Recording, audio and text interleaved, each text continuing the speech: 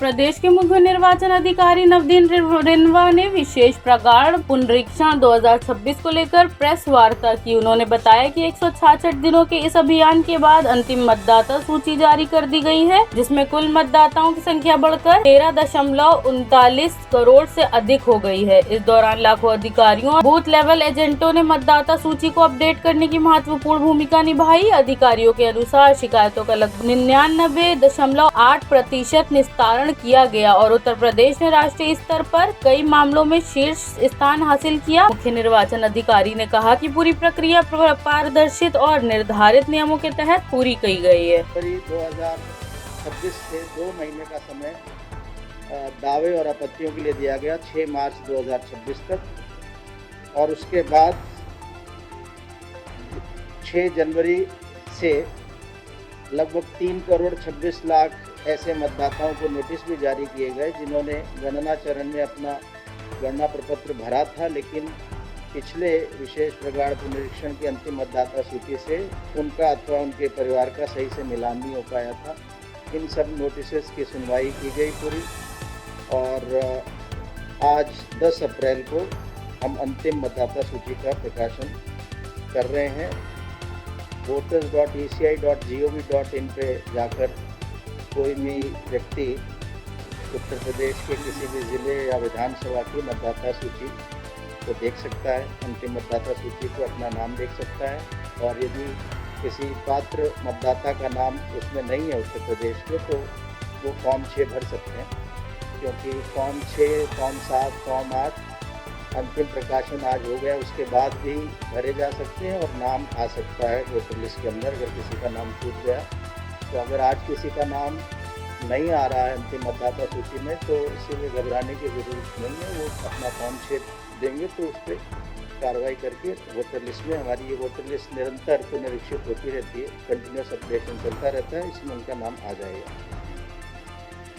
166 दिन तक चले इस वृद्ध अभियान में 75 जनपदों के जिला निर्वाचन अधिकारियों, 403 निर्वाचक रजिस्ट्रेशन अधिकारियों, 12,758 सहायक निर्वाचक रजिस्ट्रेशन अधिकारियों, 18,026 BLO सुपरवाइजर्स और 1,77,516 बूथ लेवल अधिकारियों द्वारा निष्ठा और लगन के साथ कार्य किया गया। सभी मान्यता प्राप्त राजनीतिक दलों के कुल मिलाकर 5,82,877 बूथ लेवल एजेंट्स और उत्तर प्रदेश के करोड़ों मतदाताओं द्वारा पूर्ण सहयोग प्रदान किया गया। इसके अतिरिक्त इस विशेष प्रगाढ़ पुनरीक्षण के प्रचार प्रसार एवं जागरूकता फैलाने में प्रिंट, इलेक्ट्रॉनिक और डिजिटल मीडिया द्वारा भी अपना अमूल्य योगदान दिया गया। विशेष प्रगाढ़ पुनरीक्षण 2026 से संबंधित महत्वपूर्ण आंकड़े निम्नवत हैं। मैंने विभिन्न चरणों की तिथियां आपको बताई दी हैं। 6 जनवरी 2026 को हमारी मसौदा मतदाता सूची प्रकाशित हुई थी, ड्राफ्ट इलेक्टोरल रोल पब्लिश हुई थी, जिसमें 12,55,56,025 मतदाता थे, और इसमें पुरुष मतदाताओं की संख्या 6,88,43,159 थी। महिला मतदाताओं की संख्या 5,67,08,747। मैं रिपीट कर रहा हूँ, महिला मतदाताओं की संख्या 5,67,08,747, 45% बनता है, और तृतीय लिंग मतदाताओं की संख्या 4,119, 18 से 19 आयु वर्ग के मतदाताओं की संख्या 3,33,981, जेंडर रेशो यानी प्रति 1000 पुरुष मतदाताओं पर कितनी महिला मतदाता हैं, 824। और आज जो अंतिम मतदाता सूची निर्वाचक नामावली प्रकाशित हुई है, उसके आंकड़े इस प्रकार हैं। कुल मतदाता उत्तर प्रदेश में आज की तारीख में हैं 13,39,84,792, 13,39,84,792। पुरुष मतदाताओं की संख्या है 7,30,71,061, 7,30,71,061। ये 54.54% बनता है कुल मतदाताओं का। महिला मतदाताओं की संख्या है 6,09,09,525, 6,09,09,525। 9,09,525, 45.46%, 45.46% बनता है। तृतीय लिंग मतदाताओं की संख्या 4,206 है, ये 0.01% से कम है। 18 से 19 यानी 18 प्लस और 19 प्लस ये 2 सालों के कोहॉर्ट्स के आयु वर्ग के मतदाताओं की संख्या है 17,63,360 जो 1.32% है। और जेंडर रेशियो आज की तारीख में 834 है। यानी अगर हम कंपेयर करें मसौदा मतदाता सूची को मिलान करें और अंतिम मतदाता सूची से, तो कुल मतदाताओं में जो वृद्धि हुई है वो है 84,28,767, 84,28,767। पुरुष मतदाताओं में वृद्धि हुई है 42,27,902, 42,27,902। महिला मतदाताओं में वृद्धि 42,778, 42,778। तृतीय लिंग के मतदाताओं में वृद्धि 87, 18-19 आयु वर्ग के मतदाताओं में वृद्धि 14,29,379 और जेंडर रेशो में जो वृद्धि हुई है वो हुई है 10, 824 से 834। कुल मतदाताओं की संख्या में सर्वाधिक वृद्धि वाले 5 जनपद इस प्रकार हैं। प्रयागराज कुल मतदाताओं की संख्या में वृद्धि 3,29,421। लखनऊ कुल मतदाताओं की संख्या में वृद्धि 2,85,961। ये ध्यान रहे, ये जो वृद्धि अभी जो कंपैरिजन बताया जा रहा है मसौदा मतदाता सूची और अंतिम मतदाता सूची, यानी जो 6 जनवरी को जो ड्राफ्ट इलेक्टोरल रोल पब्लिश हुआ और जो 10 अप्रैल को आज फाइनल इलेक्टोरल रोल पब्लिश हो रहा है, इसमें जो वृद्धि हुई वो बताई जा रही है। तीसरा जनपद है अधिक संख्या में बरेली, 2,57,920 मतदाताओं की वृद्धि हुई है। गाजियाबाद चौथे नंबर पे 2,43,666 मतदाताओं की वृद्धि हुई है। जौनपुर 5वें नंबर पर है, 2,37,590 मतदाताओं की संख्या में वृद्धि हुई है। अगर हम सर्वाधिक वृद्धि वाले 5 विधानसभा निर्वाचन क्षेत्र देखें, 6 जनवरी 2026 को प्रकाशित मसौदा मतदाता सूची और 10 अप्रैल आज प्रकाशित होने वाली अंतिम मतदाता सूची, तो उसमें सबसे अधिक वृद्धि हुई है 55 साहिबाबाद में 82,898। दूसरे नंबर पर है 366 जौनपुर, 56,118। तीसरे नंबर पे है 171 लखनऊ पश्चिम, 54,822। चौथे नंबर पे है 53 लोनी, 53,679। पाँचवें नंबर पे है फिरोजाबाद, 97 फिरोजाबाद, 97 फिरोजाबाद, 47,757 मतदाताओं में वृद्धि हुई। अगर हम नोटिस की बात करें तो नो मैपिंग मिलान ना करने वाले मतदाताओं की संख्या थी 1,04,00,000। मिलान में तार्किक विसंगतियां वाले मतदाताओं की संख्या थी 2,22,00,000, यानी लॉजिकल डिस्क्रिपेंसीज वाले वोटर्स की संख्या 2,22,00,000। पहला नोटिस 14 जनवरी 2026 को जारी किया गया। सुनवाई की प्रथम तिथि 21 जनवरी 2026 थी और 100% नोटिस जनरेट करके उनका वितरण कर दिया गया। 27 मार्च 2026 तक सबकी सुनवाई पूर्ण कर ली गई और इस सुनवाई को 403 निर्वाचक रजिस्ट्रेशन अधिकारियों और 12,758 सहायक निर्वाचक रजिस्ट्रेशन अधिकारियों द्वारा पूर्ण किया गया। नोटिस सुनवाई केंद्रों की संख्या थी 5,621। समस्त जिला निर्वाचन अधिकारियों, निर्वाचक रजिस्ट्रेशन अधिकारियों और सहायक निर्वाचक रजिस्ट्रेशन अधिकारियों को निर्देशित किया गया था कि सुनवाई हेतु आने वाले मतदाताओं को अथवा उनके द्वारा नामित प्रतिनिधियों को यथासंभव सहायता प्रदान की जाए जिससे किसी प्रकार की असुविधा उनको ना हो और सुनवाई स्थल पर मतदाताओं को कम से कम समय व्यतीत करना पड़े। मतदाताओं की सुविधा हेतु ERO, AERO द्वारा मतदान केंद्रों पर भी जाकर सुनवाई की गई, जिससे मतदाताओं को भी न्यूनतम दूरी तय करनी पड़ी तथा मतदाता सुनवाई हेतु उपस्थित आसानी से हो सके। बूथ लेवल अधिकारियों द्वारा भी मतदाताओं को दस्तावेज जमा करने में सहयोग किया गया। तार्किक विसंगति हेतु समस्त जिला निर्वाचन अधिकारी और निर्वाचन रजिस्ट्रेशन अधिकारियों को निर्देशित किया गया कि BLO नोटिस को मतदाता अथवा उसके संबंधी को देकर पावती फोटो अपलोड करेगा और संबंधित का अभिलेख विगत विशेष प्रकार पुनरीक्षकांश अपनी घोषणा BLO ऐप पर ही अपलोड कर देगा। इस पूरे SIR में विहित प्रक्रिया को अपनाए बिना कोई भी विलोपन नहीं किया गया, यानी बिना ड्यू प्रोसेस के कोई भी डिलीशन नहीं हुआ है। और 6 जनवरी 2026 को प्रकाशित मसौदा मतदाता सूची में ड्राफ्ट इलेक्टोरल रोल में अगर कोई नाम था और अब फाइनल इलेक्टोरल रोल में नहीं है तो उसको या तो उसके नाम के विरुद्ध फॉर्म 6 भरा गया है या नोटिस की सुनवाई के बाद ये ERO द्वारा निर्णय लिया गया कि उनका नाम काटा जाएगा।